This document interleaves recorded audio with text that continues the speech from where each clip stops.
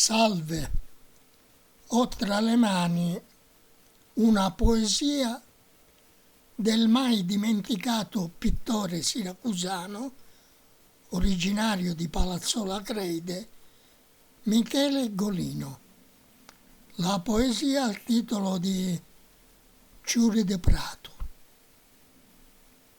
Beata la natura che vi fici, e chine de colori vi vestio, ammenso all'erbicedda cresciti, gudendo dello tempo assegnato.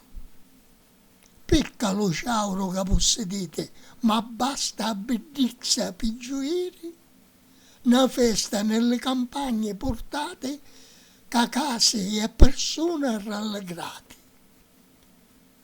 Quando lo sole è a tramontare, e astuta e luce da giornata, pronte sui stelle a comparire, come le sciure mai seminate.